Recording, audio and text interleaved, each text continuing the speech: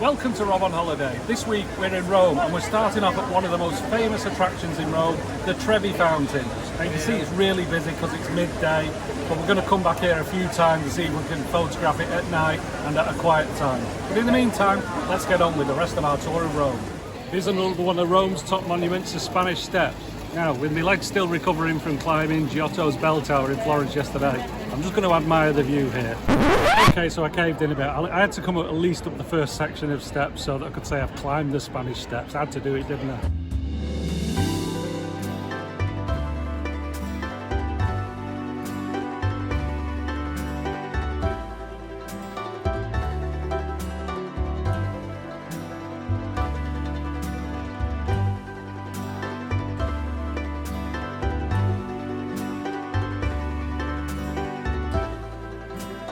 This is the Pantheon in Rome, a very popular attraction. Now actually it's free to get in. We booked some tickets online for an audio guide. We didn't necessarily want the audio guide, but we just wanted to make sure we get in. But even though we bought tickets, you've got to get in the same line as everybody else. But unlike the queue at the Duomo in Florence yesterday, this is moving really fast. We started way back there about less than 10 minutes ago and we're already nearly at the entrance. So if you see a big queue, don't be put off it. It moves really fast.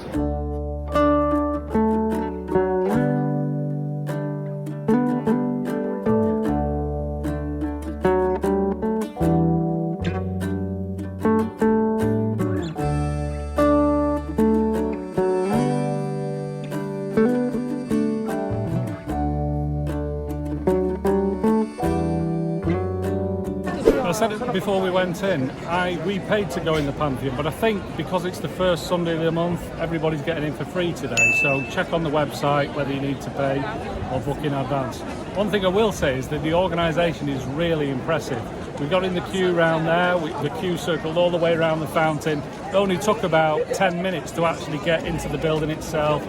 We've been in there 10 or 15 minutes, you can wander around. The ceiling's amazing and all the frescoes and the columns. So it's definitely worth a visit to the Pantheon if you come.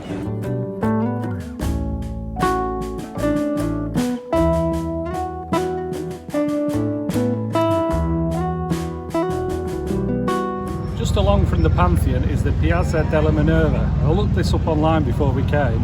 A nice little statue here of the elephant with an obelisk up on its back. Really cute picture.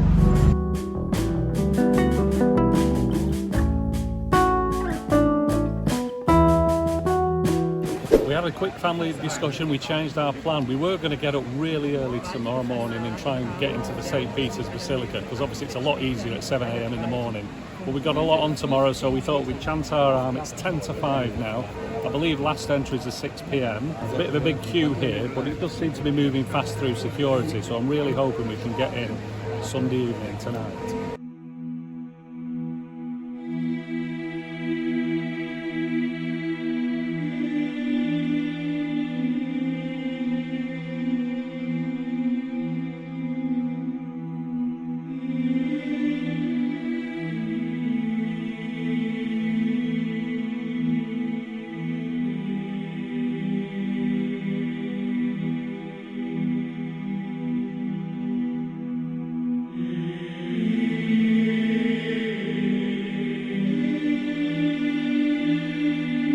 Just stepped out of St. Peter's Basilica and into the rain, but we're just undercover here. But I have to say, if you do one thing in Rome, well, you probably want to see the Colosseum, but make sure you come and see St. Peter's Basilica inside. We queued for about 45 minutes before we got in, but it was well worth it. Yet again, I'm lost for words. Earlier in this trip, we saw the outside of Florence Cathedral, and that's the best cathedral I've ever seen on the outside. In terms of the inside, you will never see anything like St. Peter's Basilica. It's absolutely phenomenal. The artwork on every wall, on every dome, and it's all free. Just get in line. If you have to queue an hour and a half, 2 hours, it's going to be worth it, trust me.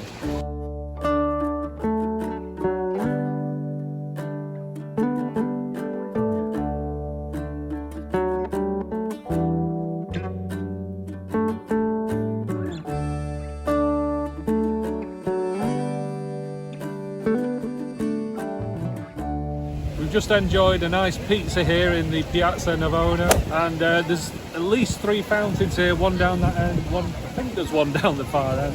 And And there's grand fountain in the middle here, so this is somewhere you should definitely make your way to. Piazza Navona, a lot of worth seeing here.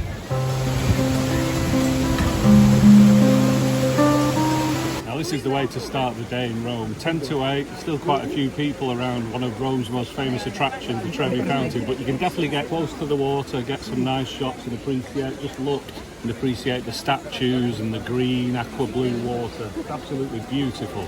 The police have actually just come in and taped an area off. I think they're going to do some cleaning here, so we're lucky because there's a big area where you can't get in, but obviously you can still get close to the water here.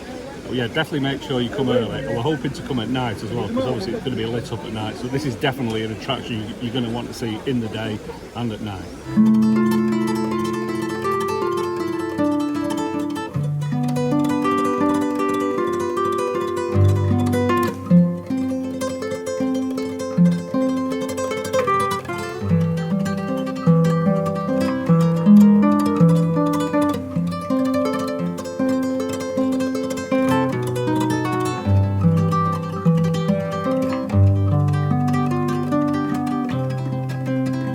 Carrying on our day, of course, this is the iconic Rome location, the Colosseum. It's about 20 to 9 in the morning, which is about 50 minutes before our tickets, but we're going to spend the time walking around the outside. Now, if you arrive on the metro here on Line B, it's worth making a short walk up the steps and up this hill here, because you get some good shots of the Colosseum looking down. You get a really nice view looking at this facade. What we're going to do now is we're going to head on round and see what it's like on the other side of the Colosseum.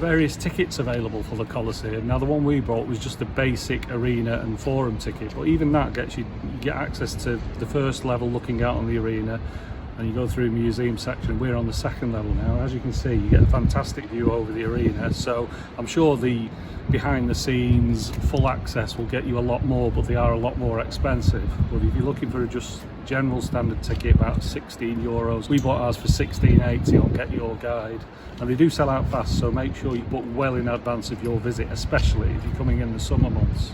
But as I say, a €16 ticket gets you pretty good views of the Colosseum. Now, to show the value of time in here, we had a 9:30 ticket, but we chanced our arm and thought, let's queue up at 9 o'clock when it opens. We queued up, we got through the queue, no problem. And every section we've been, as you've seen on the videos, there's not many people. You got time to move around, take your photos. This is just less than half an hour later. Look at the crowd now.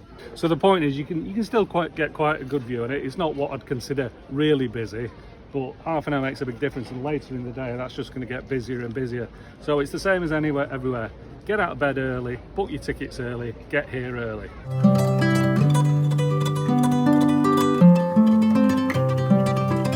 That's our visit to the Colosseum done in just less than an hour. We could have spent longer there, but we are on a bit of a time budget today, our last full day in Rome.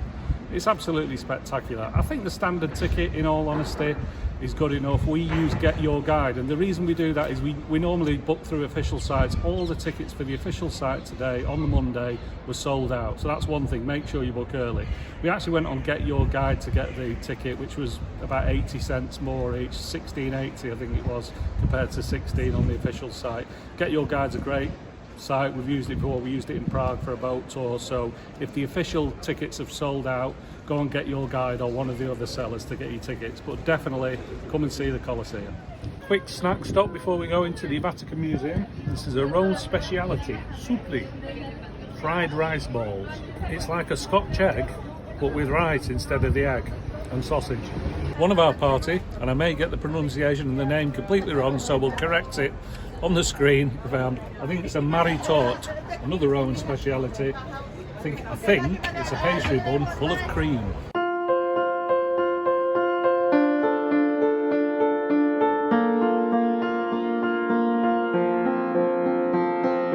come back to St. Peter's Square in the morning. The weather's a lot better today. It's interesting because last night I took some photographs on the outside of St. Peter's and it looked a bit dull and grey.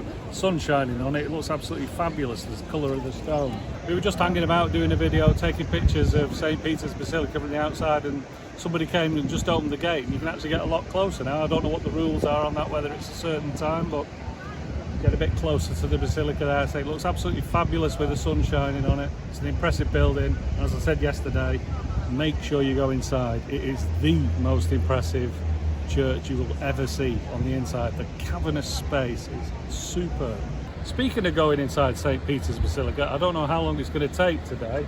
I think the queue starts somewhere around here, goes all the way around behind us to the front over there. Like I said, last night we had a 45-minute wait. I suspect it's going to be near an hour and a half, 2 hours, possibly 2.5. I don't know. Unlike Disney, they don't have little signs that tell you how long. What I will say is the process is very efficient, and that's true of all the places we've been in Rome. The queues are always really well organised. I'll reiterate once again, whether it takes you an hour and a half, 2 hours, 3 hours, half a day, whatever, queue up, make sure you go inside St. Peter's Basilica. Have I said that enough? You'll regret it if you see videos after you come back and you haven't been in. Make sure you go inside.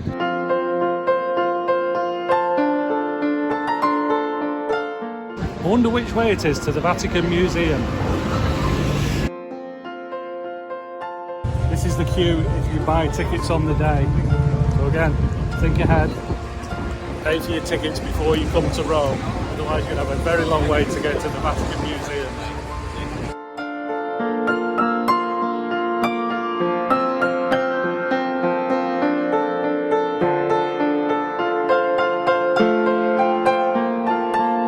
Just started the Vatican tour now, and there was quite a bit of information at the start about the Sistine Chapel, because once you enter the Sistine Chapel at the end of the tour, you're not allowed to talk. Now, although it was a bit long for my liking, to be fair to the tour guide, she did give a lot of information on what to look out for on the 2 different areas that Michelangelo painted. And what I didn't know is the 2 areas, one on the ceiling and one on the wall, were actually, was it 20 odd 30 years apart. I'm looking forward to seeing the Sistine Chapel, but you won't see it on here because we're not allowed to film in there.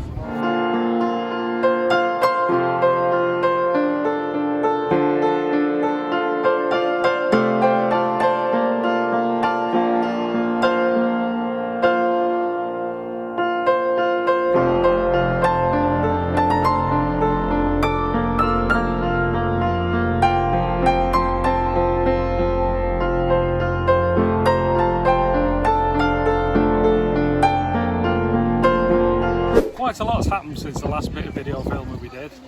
We came out of the Vatican Museums. Now, my review of the Vatican. Now, being honest, this was probably the first disappointment with the whole trip. There's no question that the artwork in the Vatican is absolutely eye-popping. You know, the Sistine Chapel, the geographic map room that you walk through, it's all absolutely stunning. However, I'm not convinced that the tour itself was great. The tour guide was fine, she was very knowledgeable, but a bit too much time was spent on saying this Pope supervised this or this Pope supervised that. Not necessarily the most interesting stuff. But the worst bit was, like any place that oversubscribes, they let too many people in. If you've ever been to a big music concert or a big sports event, football match, you know that bit when the show or the match is finished and everybody's coming out and there's a huge crowd of people going through a small entrance? That's exactly what it was like for about 70% of the tour. Too many people squeezing through too many small doors. At the end, we decided to go off on our own from the tour group, and we got to the Sistine Chapel, and even though they made a big point of saying you have to be silent in the Sistine Chapel, there was a guy on the microphone saying silence please, silence please. Literally it was like that, silence please all the time. Kind of spoiled the ambience, and it was so busy in the Sistine Chapel that we were just rushed through anyway. So if you really want to see the Sistine Chapel, you know, obviously it's good to do, but I think it's one of the more overhyped pieces of Rome. There's far better things to do in Rome, in my opinion. Where we are now is in the old Roman forums next to the Colosseum. Now this is part of the Colosseum Archaeological Park. You know, we paid €16.80 for our ticket, and that gets you at one entry into the Colosseum, and then you can go and do other things, and then you can come back like we've done and do the forum later. I'm guessing you could spend hours on here, but obviously we're on a bit of a time budget, so we're just going to have a look around a couple of places, but it's a very impressive site.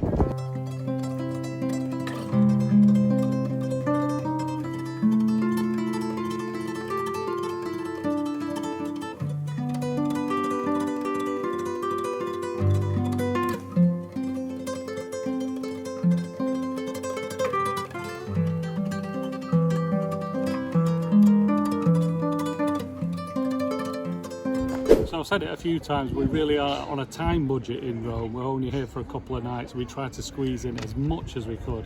I mean, you could probably spend 3, 4, 5 hours here in the forums and Palatine Hill. We've just had a wander around for 45 minutes to an hour. The site is absolutely vast. If you're into your archaeological sites, you will absolutely love this. There's so many little pieces to look at. I love the fact that there's just standing columns, obviously from the original forum, the stuff that's there. It's like they say, it's true what they say about Rome, but it's a big open air museum. There's something around every corner, but even just in the forum itself, there's something around every corner. Just to round up our Colosseum and forum experience again, because the basic ticket covers the Colosseum and the forum. And my own opinion is, I don't think you need to pay any more than the basic ticket for the Colosseum, because you actually got access to the bottom level and you got access to the second level all the way around. You had great views from every direction. So yes, you probably would get, if you paid for the full experience, you probably would get more like underneath the Colosseum. But you see so much of it just for the base price ticket, €16 for the Colosseum and the forum. It's really good value, I think. This is the rather grandly titled Altar of the Fatherland, a huge monument here in the centre of Rome. Now, when we were doing the research for the Rome trip, we didn't really see this one mentioned, so I don't know how popular it is. It seems quite popular today. It looks a great big place to look round, but it's also got an interesting ending to it.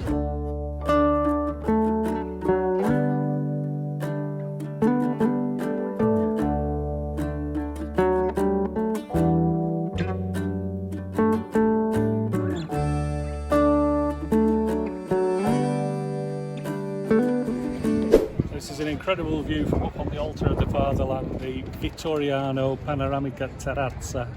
You can see absolutely everything in Rome. On one side, you've got St. Peter's over there, the Pantheon, and you can even see the top of the Olympic Stadium over there. If you go over the other side, you can see the Colosseum, plus all the forums and Palatine Hill. Well worth coming up here.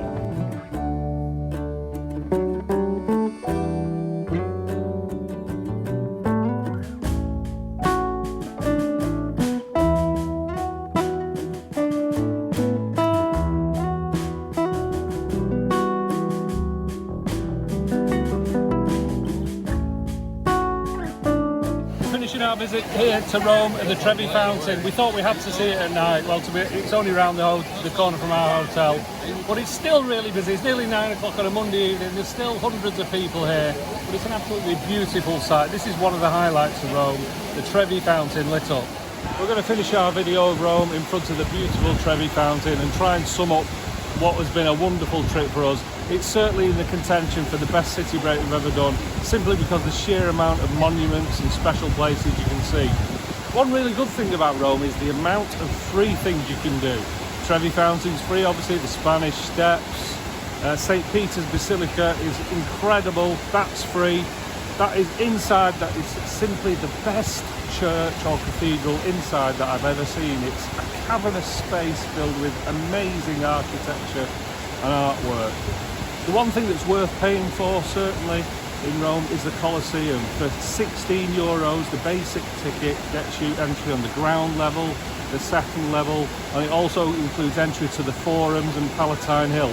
For €16, the amount of time you can spend there, for me, that's incredible value. Now, I know the Sistine Chapel is one of the most famous places in Rome. That's in the Vatican Museum. It cost us €30 for a ticket.